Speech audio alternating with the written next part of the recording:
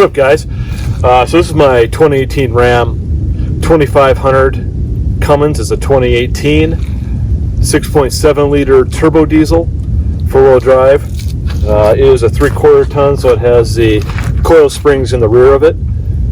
It's nice and cold here in Utah today. I'm up on the side of a mountain trying to learn how to become a YouTuber, I guess.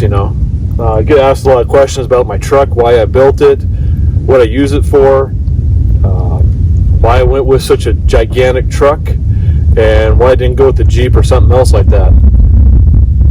Matter of fact is, I like turbo diesels. I like the payload of this truck. Another question I get asked, why didn't I just go for a Power Wagon?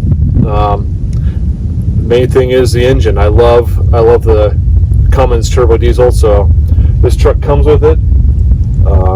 And these trucks are pretty easy to modify. They have decent suspension flex, considering this one's completely stock. And one of the better benefits of a truck this big is you can fit 35s with not even putting a lift on it. So what I'll do, I'll take you through my truck. This is a Laramie Megacab, and I did buy it brand new last March on the lot. We put a lot of modifications into it to get it where it's at right now. I spent a little bit of money on it, but we do love it. It's got about 28,000 miles on it already in the last year, so we do use it a lot. I'm going to try and start videoing processes of what we've done. I think you can find some videos of the Snorkel install and some other stuff. So as far as specs, I'll take you through that and kind of walk you through what we've done to it. All right, this is my 2018 Ram 2500 Megacab. It has a Cummins 6.7 liter 4x4, obviously. So I get asked a lot of questions. Why this truck? Well, why not? I don't know. I bought this truck last year. I've had it for about a year now. I bought it right off the dealership.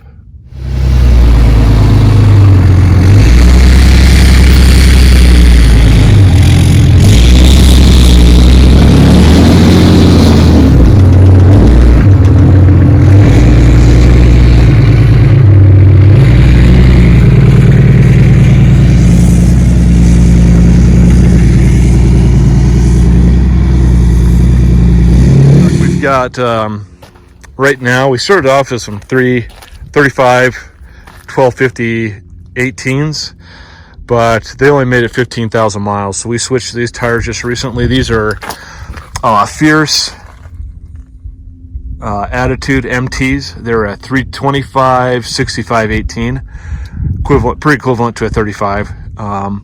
So far they're wearing really well. We've had these on here since October. We almost have 15,000 miles on these tires as well. They got great snow traction. They've got great mud traction and pretty good on road. You can still do 85, 90 miles an hour pretty comfortably with these tires on. We replaced the stock wheels. I forget what these are. They're just some no-name brand. We got a discount tire. So far they've been holding up.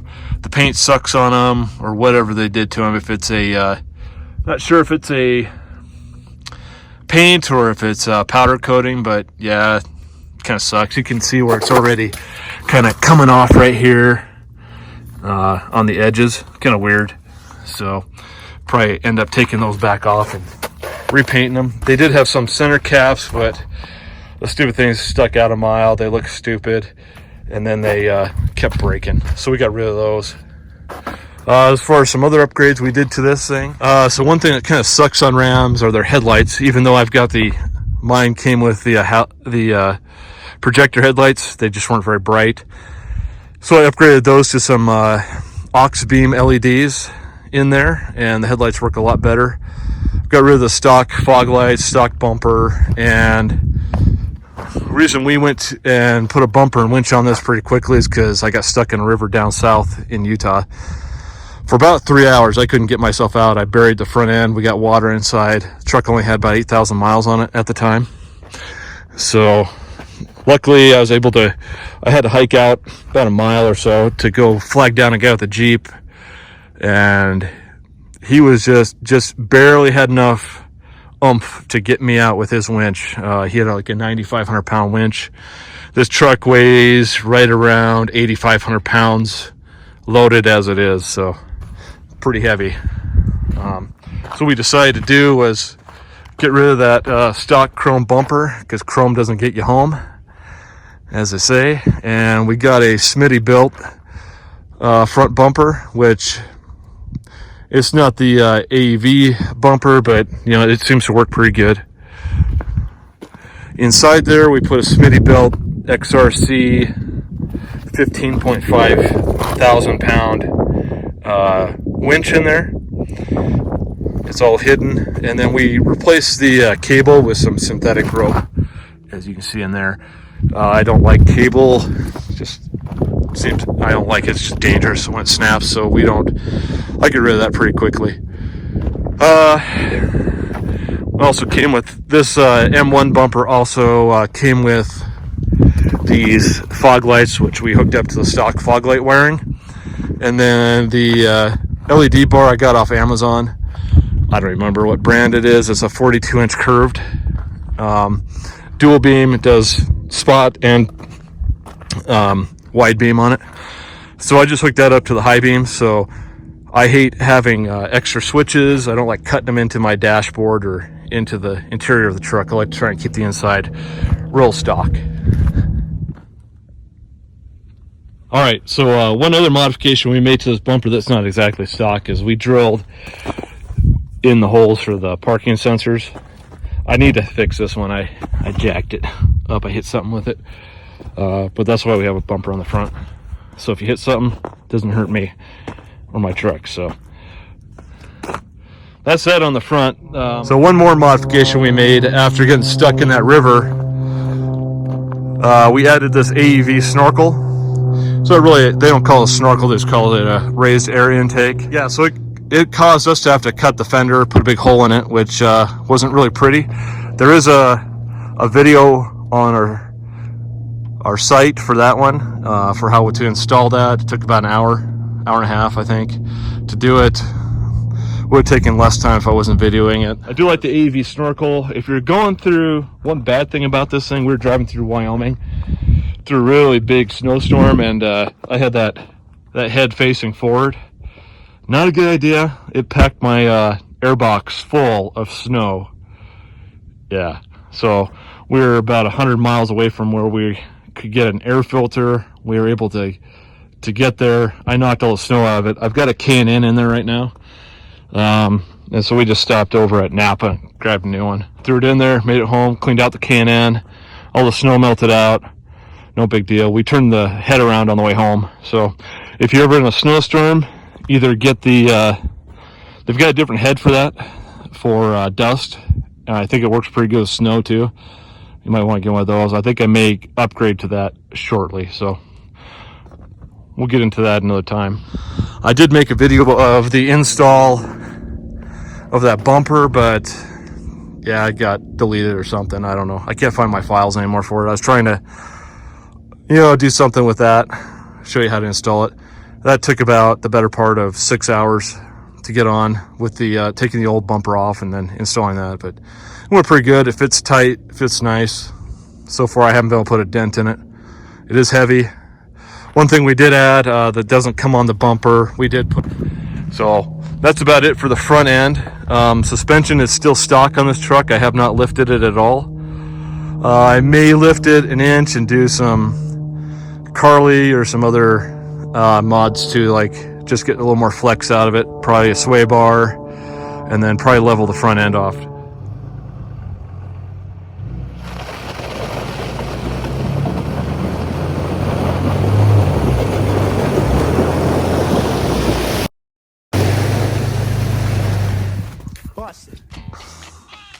All right, let's go over the interior here.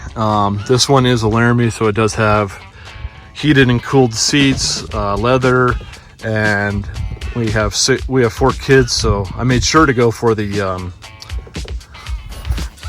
fold-down console seat thing. I don't know what they call that, but The middle seat, yeah. Auto headlights. My old truck, so I had a 2013 before I bought this one. So this truck is a 2018. My last truck was a 2013 long bed crew cab. It wasn't like the Megacab, and I'd always been lusting after the Megacab because they're sweet. So last year we were thinking, since our business was doing good, we'd buy a new truck. So I went looking and found this Megacab. That's why we ended up with this one. Mainly it was just a Megacab, the diesel, Laramie package, and the other interior parts I wanted. So in here we've got our MM3 tuner right here, and then we've got leather heated and cooled seats. We've got the middle seat in here. We didn't get the console because we have too many children, 4. So fitting them in here for trips and stuff, we needed that centerpiece. Luckily one of our kids is kind of getting to college age, so he doesn't really come with us anymore. This is his senior year, so after this he's on his own, right? That's what at least I plan, so we'll have our room and comfort back. Let's go over some of the other upgrades inside. So some of the other small things we've done in here, we've added, I think these are called Max floor mats. We got these off Amazon. They fit real well. These came out of my old truck, so I just grabbed them when I traded it in and threw them in here. And then I bought a new one for the back because the back seat's different than a regular crew cab. I'll move that out of the way. The reason I love this thing is just all the room you get back here. So you just hit that right down there, and your back seat folds right down. I've got a hard hat under there, so it's not gonna fold down all the way. Well, we hope it doesn't, or else my head's not safe. So there's just tons and tons of room. There's little storage cubbies like right in here. Keep some gloves in there. Yeah, so it's got a lot of room. It's nice for throwing coats back there. You know, on the crew cabs, this whole seat is just stuck. So all that room behind the seat, you can't do anything with it. So that's all we've done back here. Back here I keep my winch controller, so we can easily access that when we need to. So I just keep it in the side pocket here. Try to throw that back here. I'm not a professional yet, so I apologize for my camera skills. Let's get up in here for a sec. You can see I've got the same brand as floor mats back here. They work really nice. Like them. Easy to clean. Just get the pressure washer, clean them off, and you got mud on your feet. Back here, all you've got is air conditioning. There's no plugins for the kids.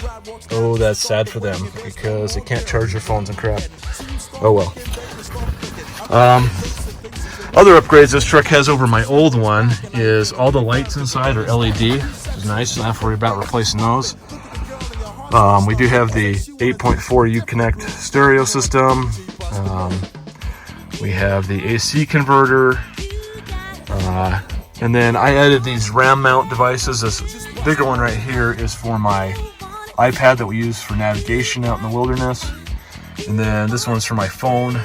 It's pretty nice because I flip it up and take video out the window while I'm driving. Over here's our MM3 tuner. And then down here for communications, we've just got a Uniden CB. I don't know why I even bother putting it in. I pretty much never use it, so probably a wasted money there. I guess I shouldn't have bothered putting that in. And then on the back of the truck there is a data antenna for cellular, and all that stuff stuffed up under the dash, the amplifier for that. We just kind of stuffed everything up underneath the driver's side of the dash, and it seems to work well. Everything's powered off a central 12-volt source under there. It's all hidden.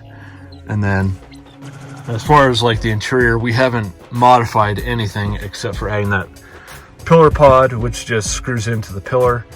These things are riveted into the top of the dash. That's the only like physical modifications I've made to the interior, other than the CB mount, you know, for the radio, for the handheld. But that's about it. Pretty roomy in here. Love it. You know, it's real comfortable to drive. In the summer, you got air-conditioned seats. In the winter, you got heated seats. So those are kind of the benefits. This truck's a lot of fun. We like it a lot. All right, so we're inside the truck now. We'll fire this. This does have keyless start. We got the nice gauge cluster. Nice thing about the MM3 is it gives you your boost PSI, your voltage for your alternator, and your trans temp, and your RPMs. And then you can customize different dashboards. In here, these are the power settings, so you can be stock, tow mode, street mode, performance, and race. I pretty much keep it in street a lot of the time, unless I'm towing, then I'll put it into tow mode. If you want to look over here, this is kind of proof of my fuel mileage. So I go off the fuel filter life. It tells me how many gallons I have used over here. I don't know if you can see that. Let me get this camera over here. So it shows me how much fuel I've used, and then over here it shows me how many miles I've gone since the last fuel filter change. So that's how I go off my mileage. Seems to work pretty good for me for calculating. Up here you've got your back window, and you've got your garage door openers. It's nice because I can open and close back there, especially when your kids are farting in the back seat, so you just air it out. So that's about it for this truck. We'll look under the hood here and kind of show you some of the mods that we did under the hood there. All right, so this is where the business happens. We got our 6.7 liter Cummins. Some stuff has been changed from stock a little bit. We've got dual batteries, which is what you need to start this thing up. Not a whole lot done to it other than a K&N air filter and the exhaust, so runs great. A little dirty thanks to the desert. I need to wash that next next time I go wash it, I'll make sure to clean that out. It's kind of disgusting. Yeah, we haven't had any issues with the engine or transmission. This one does have the 68 RFE 6-speed automatic in it. Doesn't have the ASIN transmission, which a lot of people like. Nice thing is, with that 68 RFE, you can actually tune it and turn up the line pressures in the transmission so it holds the power better. So another modification we made purely for fuel mileage is removal of the crap. So this truck is tuned. I do have a MM3 tuner on it. It's been all cleaned up under the hood, and we are seeing anywhere between 18 to 20 miles per gallon out of it on the interstate around town. I'm getting around 15, so probably averaging around 17, 18 miles per gallon, which I'm quite happy with. So that's that as far as we are concerned. The only other outward modification we've done is put a tonneau cover on it and a couple stickers. We also replaced the third brake light with the LED one and the camera, the cargo camera, because it's nice when you can hook up to your fifth wheel a lot easier that way. I don't have one anymore, but it did make it quite easy when I did have one. We went to a bumper pull travel trailer, just easier for what we do. So that's the exterior of that truck. Some of the reasons why we've done that, and we'll get into the inside here. Right. So on the back of this thing, we have an aluminescent bumper. This is a fully aluminum bumper. It probably weighs 100 pounds. It might weigh just about what the stock bumper weighed. I mean, it was easy to put on. My son and I just stuck it right on there. Didn't take much effort at all. It's a pretty nice bumper. It is, you might think, since it's aluminum, there's the company. So I didn't buy this one brand new. This This does have swing outs on it. I took them off. It's got one for the tire, the spare tire, and it's got one for the for jerry cans. You can carry up to like 3 or 4 on there on the swing out for it. And I don't like it. I don't like the swing outs at all. They take up too much room. It's hard to put in a parking spot. You know, this truck's already huge. It's already hard to put in a parking spot. So I got rid of them. I put my 35-inch spare back underneath the bottom there, and I like that a lot better. It might drag on stuff occasionally, but I'm not a big rock crawler with this truck. It's too damn big to really do like major rock crawling, but we will take it down to Moab here probably this spring and go play with it down there a little bit.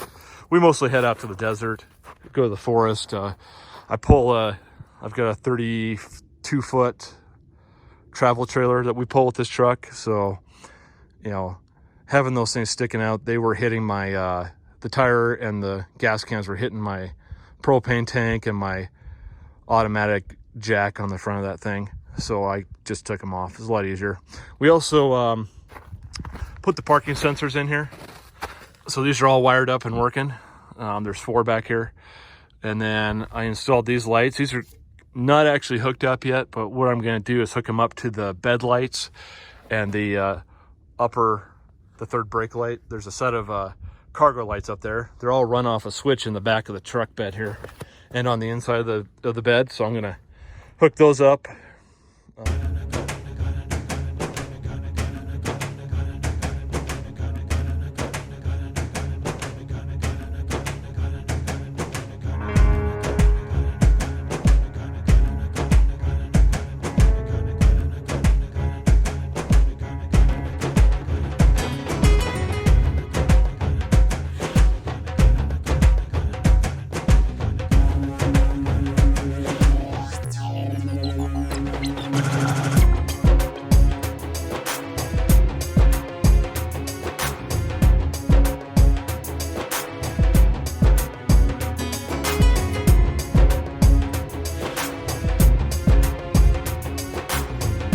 Yeah, so we're just out here in Utah. That's where we live now. I grew up in Montana, lived in Wyoming most of my life.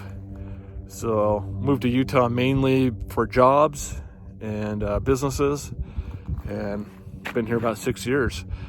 Love Utah. I don't love all the people. I love the outdoors. That's what I mainly do in life, is try to spend as much time as I can outside. And this state is great for that. If you're from California, please just stay there. This place is too cold for you. You won't like it. Not at all. No, not at all. They just won't. You won't like it. Yeah. Anyway, so that's my 2018 Ram. Hope you enjoyed this video.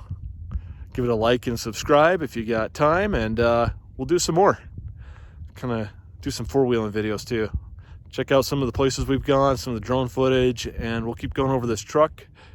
We got some more stuff to do to build it up, and we'll do some fun stuff. Thanks.